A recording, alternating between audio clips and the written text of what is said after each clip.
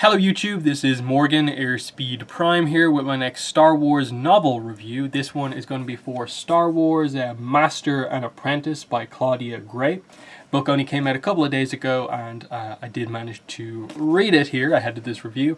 So yeah, let's get into first of all like what this is. I think the importance of this novel is that of course it's one of the only prequel novels in the new kind of continuity. That's why there was I think a lot of hype around it because for one, Qui-Gon book, so you know I don't think we have basic apart from I think the one individual comic issue that came out a month or two ago, we basically have nothing on Qui-Gon outside of episode 1. So that's one thing, and then just in general there's not a lot of content that is set in the prequel era, especially when it comes to the novel style of things. There's even a timeline presented in this book and you can see how kind of sparse it is. You can see here Master and Apprentice takes place before The Phantom Menace, of course, and then you can see there's only one other book that takes place before Episode 3, and that's Dark Disciple, which was actually one of the first books that was technically part of the new continuity. So definitely, in general, one thing in the aftermath of reading this book, I would say, is that I want more of these type of books, because I think the main thing to get at is with this one is that this is not some sort of like Darth Plagueis level novel where it's just mind-blowing in what it deals with and stuff like that.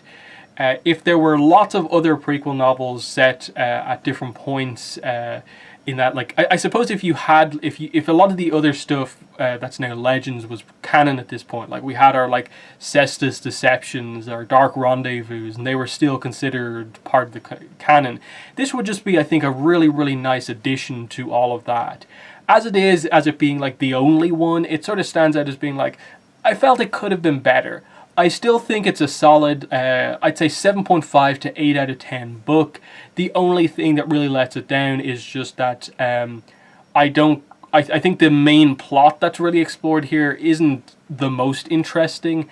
It has, I suppose, the same, effect as a lot of those kind of other novels where, like, the main thing you're there for is the interaction of, like, Obi-Wan and Kit Fisto in like Cestus Deception or something like that. Dooku and Yoda in Dark Rendezvous. Here you're here for the Obi-Wan and Qui-Gon stuff. And if the plot is good, fine. And here, I think they managed to do enough to make the plot at least interesting and not just it be sort of a completely throwaway mission. There's enough details going on here that it definitely holds your interest to keep going to get to the end. And definitely I think this book will probably be improved by having more books that focus on Obi-Wan and Qui-Gon, in that this one specifically is set 7 years before The Phantom Menace. So Qui-Gon's 40 in this book, Obi-Wan I think is 17 here, whereas obviously Obi-Wan's like 25 in episode 1. So straight away you get a sense of like, okay, we're a good bit pre-episode 1, so most of this is going to be like a fairly new dynamic here in that, okay, they've been together for a while as Master and Apprentice, but at the start we immediately get the idea that they're not kind of working together on the exact same level. The communication is off between them because they are such different characters and they have such a different approach to everything. And the dynamic that they go for here is exactly what you expect. And I think we saw this in episode 1, and they kind of just play it up more here. Whereas in episode 1, they've both sort of come to accept how different each other are and kind of benefit from that. Here is where they're still sort of suffering for the differences, and they're struggling to get on. Because Obi-Wan is completely by the rules. He's like, everything the Jedi Council says is the correct way to do things. That is like pure wisdom, basically, what they say, and that's the correct way to do about things, all by protocol and the way things have to be. Qui-Gon, as we know, is more of a sort of a roguish type Jedi and more of a maverick, and he's willing to kind of make stuff up on the fly, and so you see where things don't quite go wrong. Qui-Gon can adapt to everything very quickly, and that's one of the big strengths of him as a Jedi, but you see, like, especially like early on in the book, there's like a sequence where they're in a fight, and the command that he says to Obi-Wan is like, you know, get the door, or something, like at the door, and it's fairly general, and Obi-Wan interprets it as like, oh, you want me to like close the door to shut people off from kind of coming through, but Qui-Gon actually meant, take out the guards at the door. It demonstrates their lack of communication at this point of, like, basically, should Obi-Wan have known what Qui-Gon meant by that? Or from Obi-Wan's perspective, should Qui-Gon have been more specific? And there being sort of failings on both sides leading to the core of this book as they go into this mission that is the plot of this book. They're both basically feeling like they failed one another. That Qui-Gon has failed Obi-Wan as a master, and that Obi-Wan has failed Qui-Gon as an apprentice. But the most important thing that happens here is that Qui-Gon does get an invitation to join the Jedi Council.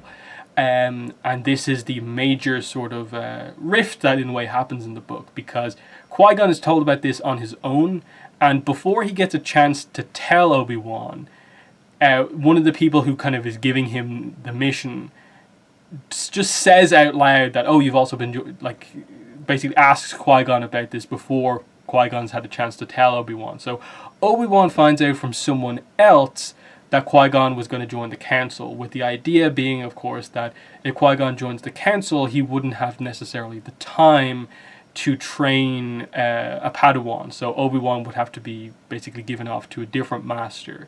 And so it's this sense of betrayal. From Obi-Wan's perspective, it's like, everything that I've been thinking for the last while is true. He feels that I'm not good enough and so on. And Obi-Wan's left in this kind of space of just feeling like he has failed completely. And then Qui-Gon feels that, like, I really didn't handle that correctly. I should have told him immediately, and maybe things would have worked out a little bit better. And there's a sense from both sides of just, like, there's a kind of frustration about it, because at some times they do get on really well and can work really well as a team. Other times it feels like maybe it would be best if they did go their separate ways because they are so different. But I think in that sense, like, the best thing about this book is just how well done the dynamic is between the two of them over the course of this book. What I will ultimately say is that I don't think you get any, like, completely insane character development out of this book. It is just this sort of rift, but by the end of the book they are still together. And I don't think that's really too much of a spoiler. We knew they stayed together as a team, Master and Apprentice, up until episode 1. But it's a nice way to, I suppose, explore this dynamic, and it leaves it open, I suppose, for other books to explore the different sections of their story. And that, like I said, I'd like to see one very early in their relationship, just as Obi-Wan has become his apprentice, and I'd like to see one maybe like the mission before the Phantom Menace or something like that, just to see what it's like there at that point in time. Here you get this kind of middle ground, as Obi-Wan is kind of on that transition point from being, still kind of early stage Padawan to actually being more of a Jedi Knight. Whereas, of course, when we meet him in episode 1, he's basically right there. Like, he is missions away from being given the rank of Jedi Knight, and it happens, of course, very quickly because of what happens there. But he was right there. Here, it's very different in that you actually do see Obi-Wan sort of making mistakes, but mistakes you would expect from someone like at his level, because he doesn't know everything. And there's definitely fun moments throughout. Like with Obi-Wan, you do get to see his sort of transition from being someone who actually really likes to pilot things, which I thought was a bit weird early on, but then you actually get the point of like, oh, here is the event that causes him to actually just suddenly really dislike flying. And it sort of realized that it is more of a kind of jokey thing, rather than being anything overly serious. And that, as we've seen in the Clone Wars, like, yeah, Obi-Wan doesn't particularly enjoy kind of piloting stuff all that much, but he can do it very well. It's just not completely his ideal to him. Similarly, we get to see, I suppose, this, in a way, the start of his talent with relationship with animals as well. There's one point where they have to participate in this sort of ceremonial hunt type thing, and they have to get on the backs of these animals, and Qui-Gon is like extremely impressed with the connection that Obi-Wan's immediately able to make with his kind of mount. So, there's those things where, like, throughout this whole book, because of the characters that Qui-Gon and Obi-Wan are, that even though they're at conflict technically in this book, their conflict isn't the same as you'd maybe typically expect of it, and that they're still able to talk and communicate with each other for the most part about things, in that it is so helped by the type of character that Qui-Gon is, that he, even though he's Obi-Wan's master, is not in any way that sort of strict master. He is completely open to sort of, in a way, like just debating things out in the open with Obi-Wan, and he doesn't require Obi-Wan to be overly formal with him or anything like that. So that's kind of one aspect that sort of, helps everything. And there are little kind of allusions to, I suppose, how things were before. It's not explored massively, but I suppose gives you a hint about, like, oh, I'd like to see Obi-Wan when he was younger, and that they directly say it here, that Obi-Wan was much more rebellious before he became Qui-Gon's Padawan. He would be someone to break the rules. And then it's like, how has he become Mr. Rules because he's with Qui-Gon? And you sort of see some of the Jedi Council's kind of wisdom in all of these things, of like, they are so used to the way the Master-Apprentice dynamic goes that they sort of can really get the results they want out of the apprentices by just placing them with a specific master, and that they knew that placing someone so rebellious with someone rebellious would force Obi-Wan to change things up. So to make their dynamic work, Obi-Wan ended up actually becoming the one who was more kind of straight-laced and by the rules. So you get those dynamics throughout. With Qui-Gon, you get a couple of hints about his sort of backstory before all of this. Just with regards to some things, like there's some hints about, like, he may have had a slight touch with the dark side at some point in his life. There was a romance previously in his life. They directly say that he sort of takes a souvenir from every mission that he goes on. And you see all these nice little moments of, like, Qui-Gon acknowledging Obi-Wan's strengths, but also Obi-Wan showing just an immense amount of respect for so many of the things that Qui-Gon does do, in that he is willing to add, like, a whole extra layer to a mission to help out someone who helped him.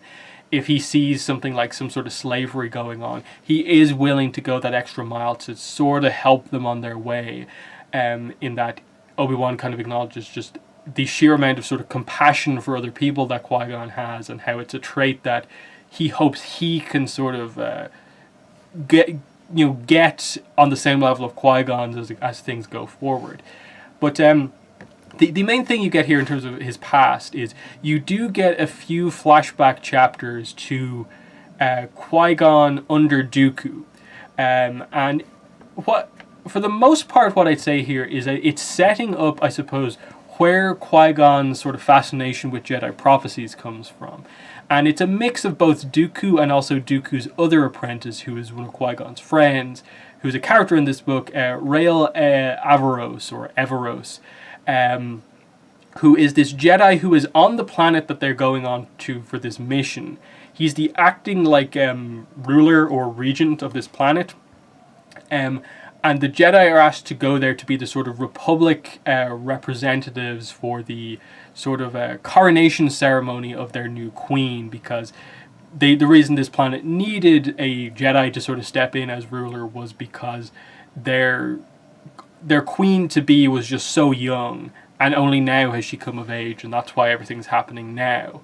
And they set up some stuff in the past about what happened to Rael's Padawan, and this being this kind of dark moment in his life. That's why he was given such a sort of long-term mission away from everything, was to sort of help him move on from that, but also keep him out of other levels of action, because he's sort of a rogue Jedi in other ways than, like, Qui-Gon is. And he's definitely very interesting because he's one of the more, like, informal Jedis that I think they've ever introduced, in terms of, like, they constantly mention that, like, he is basically royalty, like acting royalty, but he looks like just a kind of vagabond, basically, some, like, just wandering kind of warrior, yet he is the technical acting ruler of this planet.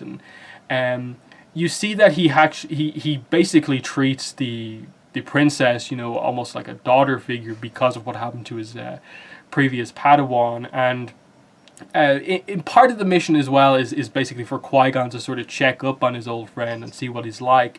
And it is an interesting dynamic as you sort of see that Rael was someone who in the past really sort of helped form Qui-Gon into the person that he is now. And now Qui-Gon is sort of helping Rael sort of get back on track. And, you know, Obi-Wan is just kind of like left in the background to sort of just watch on as all this goes on. It's there's a lot of, I think, good dynamics in this book. I think the only thing that probably lets it down is that the core main plot that we're dealing with here, I just don't think is like that incredibly interesting. I don't think it's boring. I think there've been other Star Wars books where you're pretty much only there for a specific character interaction or a couple of moments, and the exact plot that's going on you're not really too much there for. This is better than a lot of those type of ones, I think, because they have the whole Rael Everos kind of plot in there. I think two of the sort of other characters that they introduce here, Pax and was it Rahina, I think? Let me get the exact... Rahara, sorry. Pax and Rahara. They are these two basically jewel thieves that they just go around the galaxy finding places where there are kind of rare ores and gems zones all around the place and sell them for money, and that's what they do. They're sort of connected to the plot in a slightly deeper way, in that there's this sort of big company that sort of is playing... it has too much influence on this planet, that obviously is what the mission is about, and they actually take slaves. They take basically criminals who are punished, are given like years of labor, and they more or less become lifetime slaves to this organization. Rahara was one of them, but she managed to escape. And you can see that a big part of this plot as well in all of this is that, okay, they're here to, you know, preside over this sort of ceremony as she's made queen, but it also wants to check out sort of the political landscape of what's happening with this company and the amount of power that it has, and deal with some of the slavery issues that are going on. And so, you know, I'd say like the interaction between Pax Rahara and the Jedi is actually a pretty nice one over the course of the book. Whereas I think at times some of these Star Wars books can sort of suffer a little bit for having a few too many chapters focused on the characters you're not really quite there to see. But I think they come across quite nicely. And so the book is only, I think, a little bit slow when the focus is just on, you know, setting up the coronation stuff, and it's not really too much about Obi-Wan or Qui-Gon at this point, or those two characters. It's just, here's the plot, doing the plot's thing, in that, like, ultimately, like, the main takeaways from this are just the sort of character stuff that happens around the plot. And in that sense, you know, I think that the strength of this book, as I said, is how the dynamic between Qui-Gon and Obi-Wan is done. And I think just kind of analyzing like the before and after and during of more or less every conversation that they have, as you see the different arguments and where they sort of agree one is right versus the other, where they have these sort of learning moments with each other. It's a great dynamic, and I think all it needs is just more time. Whereas, like, I think books in the previous expanded universe were helped by the fact that they always had those like kind of, what were they, like young adult books, the really kind of thin ones, and there was like 10 of them or something like that. The Jedi Apprentice series that was all about Qui-Gon and Obi-Wan, and so when you had a book that just went back to them, you know, as a duo, you always had that kind of basis in some other books. And here we just need more time, I think, is the main thing. So in terms of a recommendation, I'd be like, if you are a really big fan of Qui-Gon and Obi-Wan and just the prequel era in general, then I think it's sort of a must-read just because it's one of the only books that covers the time period. If you're really looking for like the plot directly to be something interesting, like the mission that they go on to be the most fascinating thing ever, perhaps it's not for you. And that, like I said earlier on, it's not a Darth Plagueis level book where like every page feels like it's super important to the lore and stuff like that. You get some other kind of minor plot points with like these kind of pseudo kyber crystal type things that they find. That's one of the kind of gemstones that's involved here. It becomes sort of plot important later on. Little bits and pieces like that. The Jedi prophecies themselves as well, kind of, they tell you about a couple of them. including the Chosen one of course. But a few of the other ones are specifically like read out to you in the book, and it's kind of like, is that meant to be like important going forward in terms of referencing something else or what? So that's kind of, I think, another kind of constant interesting one throughout this, is just like where a lot of the arguments in this kind of really come from that, and that Qui-Gon has a vision about what will happen as a result of all of this. Obi-Wan doesn't want to place a lot of importance in that vision at all. Qui-Gon does, and that's a huge part of like the rift as it happens in the book. So yeah, I think I'd recommend it. Like I said at the start, it's probably 7.5 out of 10 or maybe an 8 out of 10. I struggle to give it a higher grade than that, just because I suppose in terms of real takeaways from the book, there's maybe not as many as you'd think. But it has just that unique factor at this point in time of being the only Obi-Wan and Qui-Gon book, and Qui-Gon being such a favorite character of mine just because of how interesting he is. And yeah, I think the main thing I want to say is just more books like this, please, Disney and everyone involved in Star Wars.